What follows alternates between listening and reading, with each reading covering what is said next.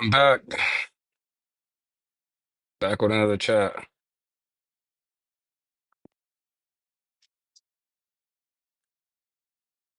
right, so I'm gonna do the concrete floor. I'm gonna start working on that for this. I'm afraid I'd take you along for this part of it. Currently, the way I have it done is I'm using MDF boards for the sides and the back, but I haven't made anything permanent yet, which allows me to work on the floor before I actually put everything up. So for this, what I'm gonna use is water.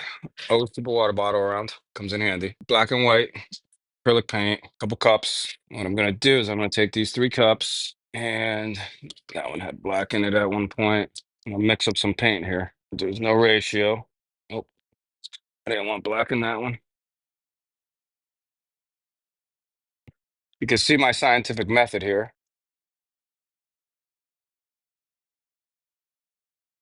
So one thing I wanted to talk about is out of sight, out of mind. What some people don't know is that it's actually a real thing. Scientific term is object permanence. Basically, if you don't see it, it's not just out of your mind, it doesn't exist. And that goes for anything. If I carve these bricks out for this diorama and I hide it somewhere, I won't remember it even exists. I'll completely forget about it. It's not that I don't want to go back to it, it's that it's just you forget about it. It could be a project, it could be something.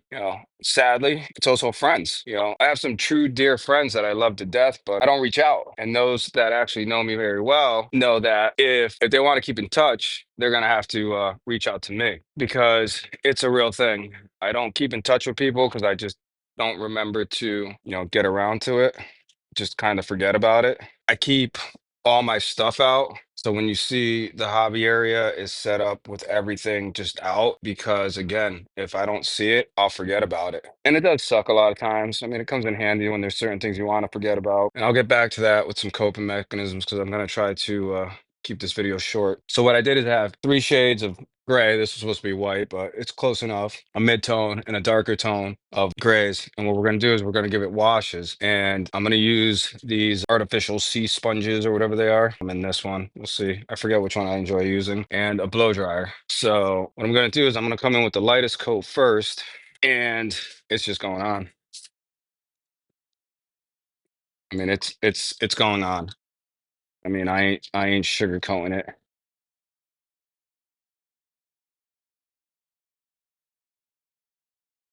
You can wear gloves so you don't get paint on your hands. Honestly, don't mind getting my hands dirty. And we're just gonna blow dry it. We're gonna blow dry it. You want those streaks, you want those lines.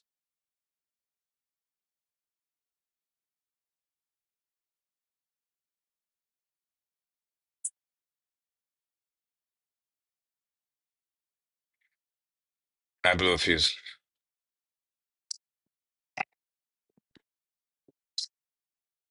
Hey, I don't have the perfect setup. Anyways, so yeah, so what I'm doing is three shades here. The white, I forgot where I left off. I didn't rewind to go look to see what I did. Come in with the blow dryer. You could even dab some of it off if it's a little too much. Get it going. What I like about the white going down first is it's the easiest color to cover up, obviously. But number two, it reminds me of like salt stains. Here in the Northeast in the wintertime, you put down the salt to get traction and to melt the ice and whatnot in your driveways or out on the streets. And if you see it sometimes, it has that white, residue. The other thing, real quick, that I noticed is that my middle color is too similar to the last color.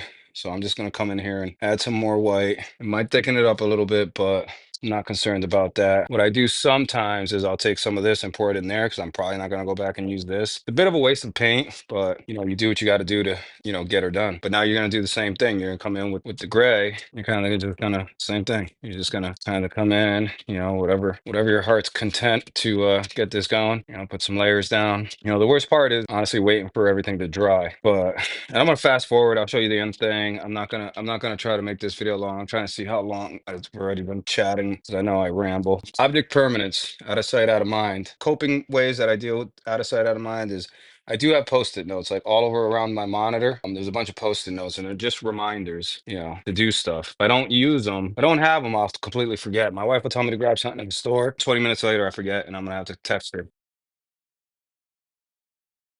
Or you could do other things. You try to set reminders on your phone. That never works for me because I forget to set the reminders. The reminder will go off, and I'll forget to like follow it up. I'd like to know what you guys do. Anyone out there dealing with the same thing?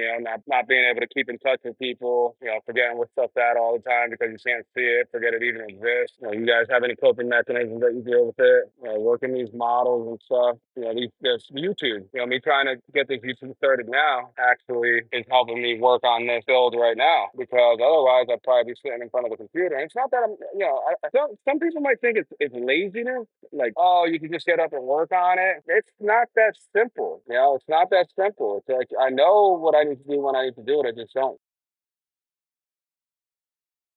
The reason I dab it afterwards, is I get impatient and I just want to keep going. So I'll hit it with the blow dryer, get those nice streaks, the marbling effect going, and then just kind of just move on.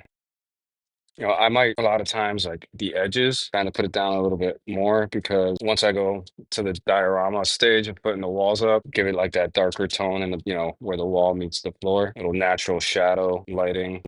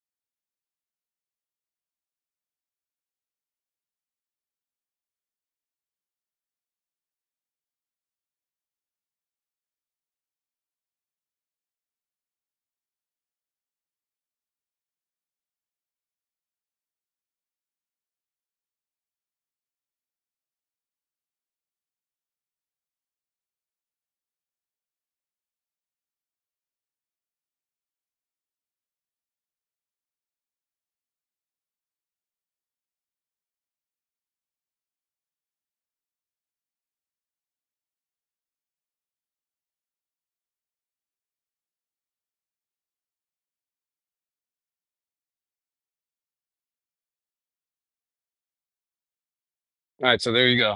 So this is still needs a coat and a buff. I got to go over it with Mod Podge. Matte is what I go over it with, and then I might give it another coat and go over it with Mod Podge again. But it's just, it looks like there's texture. Easiest thing I could, or the best thing I could compare it to is talked about analysis paralysis in one of the other videos. This video, like I said, I wanted to touch base on the out of sight, out of mind. It's a real thing. I have so many friends that I never kept in touch with because I just don't, and I never knew why. I just thought, oh, they'll reach out if they want to hang out or something, and I don't hear back from some.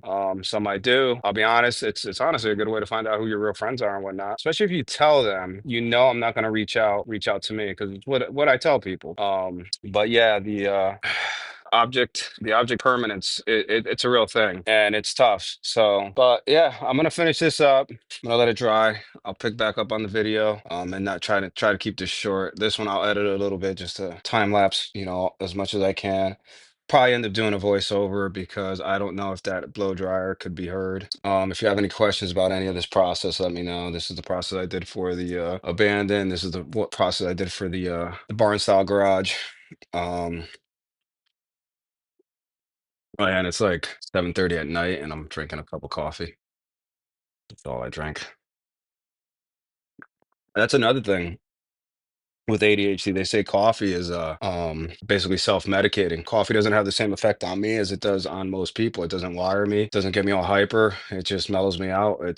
I could have a cup of coffee and literally close my eyes and go to sleep if it were that easy. But that's another story for another day. But we'll touch base on the coffee. Let me know who else drinks coffee all day, and it might be why. But I'll finish this up. If you have any questions, please ask. And hopefully this video, I'll keep it shorter. Oh, and I don't know if I explained it. I don't think I did.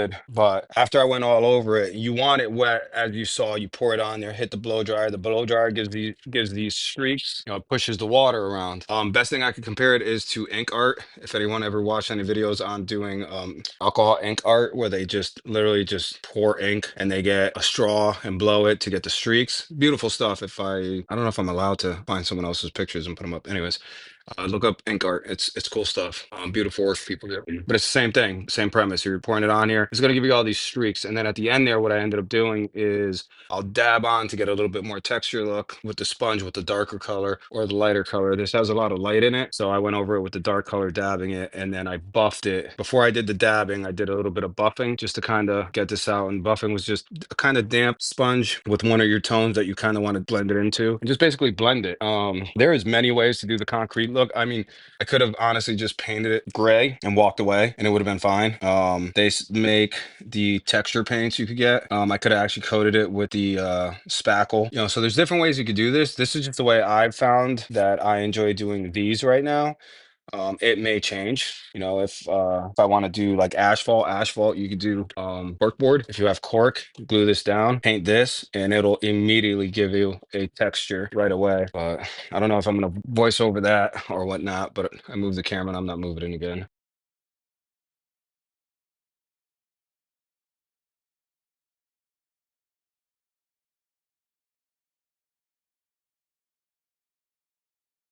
I did wash the brushes. I did not wash the palettes. When I get splatter. The concrete, you have two choices here too. You could brush it on with these sponge brushes, dollar store. And if you want that like swept look, if you go outside and look at your sidewalks, most sidewalks are actually brushed. They lay down the concrete, then they take a long floor broom, drag it across the top of it to give it those lines. It adds grip. I don't know if the video picked it up when I was going across it with the sponge brush. It was actually leaving brush strokes. That would look good if I had separated the concrete into sections, like if they paved it in sections, I think the brush look would look good going across it.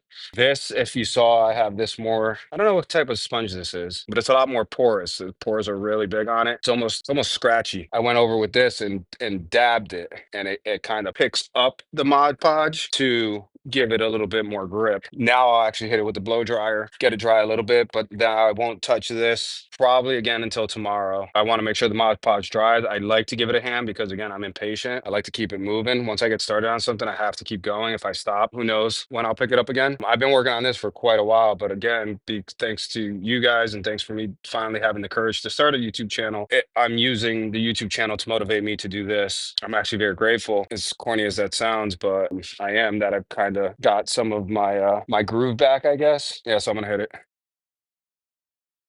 The Mod Podge is nice because you can see it's white like glue. As it dries, it gets clear, and so you kind of cool actually watching it go clear.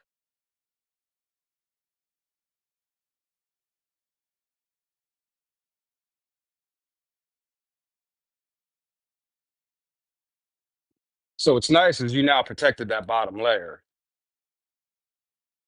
There's Mod Podge over the top. It's still tacky in some spots. So like I said, I'm gonna leave this until probably tomorrow, let it actually dry. But you protected the top layer, so now you can put stuff on top. The Mod Podge I put on, you saw it. I just pour it on and spread it out. Some areas are a little bit thicker. I know this middle area builds up a little bit thicker, and these edges over here are kind of thinner. That doesn't bother me though, because this is actually my front. This is gonna be the open section of it. So I'm not gonna do too many things over here. This would be the areas that I would be concentrating any work. So like oil stains and stuff like that, I would, come through with like black ink and maybe drop a couple drops here and there. You could also, at this point, hit it with like a dry brush if you really want to. I do not absolutely think it needs it whatsoever, a dry brush. I really hope the camera's picking it up pretty decent. Yeah, so that's it. So again, let me know in the comments if there's anything you want me to explain better. Let me know what everyone else does as far as like your out of sight, out of mind issues. So remember the important thing. Let's get a conversation going on some of this stuff because I know I'm not the only one. And if you like this crazy, unorthodox, not your typical hobby channel, hit that like, hit the bell, subscribe, message me. If you want, as always, thank you for tuning in. This is what unscripted videos look like from me. Thank you.